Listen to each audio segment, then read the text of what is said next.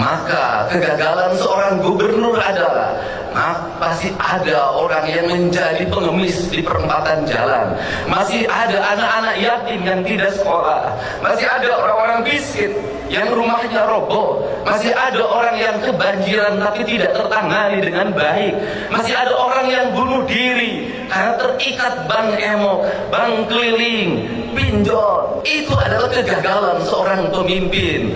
Untuk itu, pada kesempatan hari ini saya mengajak pada seluruh penyelenggara negara di Provinsi Jawa Barat, para bupati, wali kota, para kepala desa, kepala kelurahan, mari kita bersama-sama memiliki kesadaran. Keislaman kita bukan dinilai dari umroh kita yang dilaksanakan setiap tahun. Keislaman kita bukan dinilai dari gamis yang kita pakai. Keislaman kita bukan dinilai dari peci hitam dan putih yang kita kenakan, dari sajarah yang kita hamparkan. Keislaman seorang pemimpin dinilai dari senyum rakyat dalam setiap waktu. Sekolah tidak mesti ngantri. Senyum rakyat dalam setiap waktu makannya tepat dan bergizi. Senyum rakyat dalam setiap waktu jalannya halus. Senyum rakyat dalam setiap waktu pupuk tidak sangat mudah didapatkan. Senyum rakyat dalam setiap waktu ketika sakit di rumah sakit, negara tampil dan hadir untuk mengobatinya. Dokter dan para medis tanpa membedakan kaya dan miskin datang dengan penuh senyumannya. Senyum rakyat dalam setiap waktu ketika seorang yang melahirkan penuh dengan kenyamanan, bayi yang terlahir dilayani oleh para medis dengan senyuman. Maka adalah kehinaan bagi seorang pemimpin apabila di Jawa Barat masih ada orang yang meninggal, mayatnya tak bisa pulang, ditahan di rumah sakit karena belum bisa bayar atau BPJS-nya nunggak.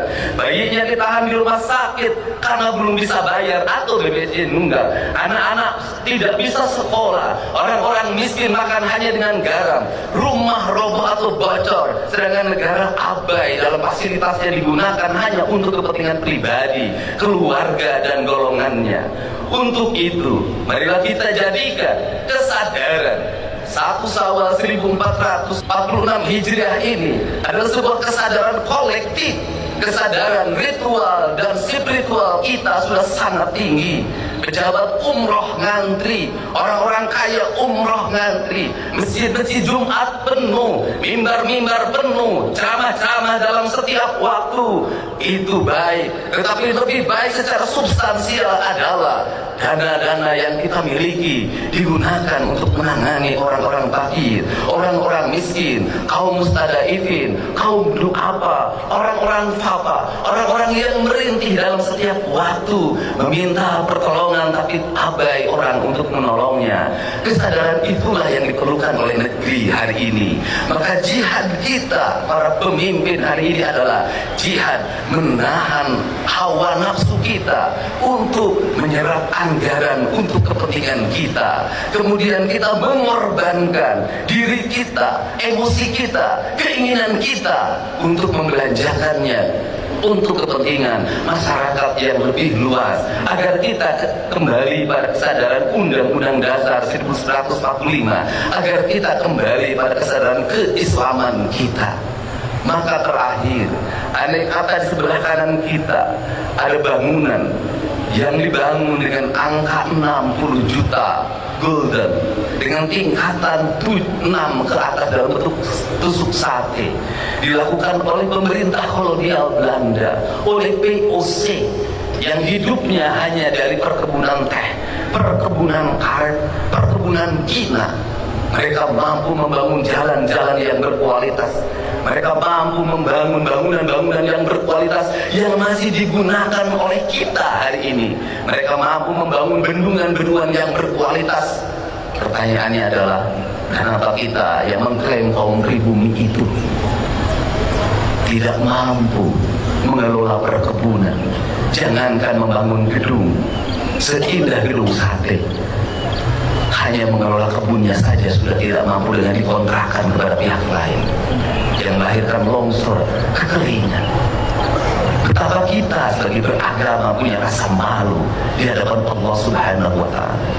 Betapa kita sebagai bangsa yang berpancasila merasa malu oleh POC. Oleh POC saja kita sudah kalah dalam melakukan pengelolaan, apalagi oleh bangsa lain. Untuk itu, mari kita bersama-sama tinggalkan keegoan ritual kita. Mari kita bersujud dan mohon ampunan kepada Allah Subhanahu wa Ta'ala. Dan bentuk pengampunan Allah Subhanahu wa Ta'ala, saya meyakini akan turun pada kita mana kita memiliki kesadaran bahwa kita adalah makhluk yang salah dalam pengelolaan kebijakan. Marilah kita minta maaf pada anak-anak miskin yang tidak bisa sekolah.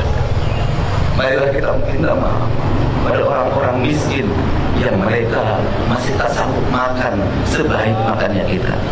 Marilah kita minta maaf pada orang-orang fakir yang harus dia mencuri hanya untuk kebutuhan melahirkan keluarganya. Marilah kita minta maaf pada mereka, tinggalkan keangkuhan dan kesombongan kita. Semoga Syahru Syawal 1446 Hijriah ini menjadi tahun kesadaran kita bahwa kita telah salah menjadi penyelenggara negara dan kita akan merubah seluruh kebijakan-kebijakan itu.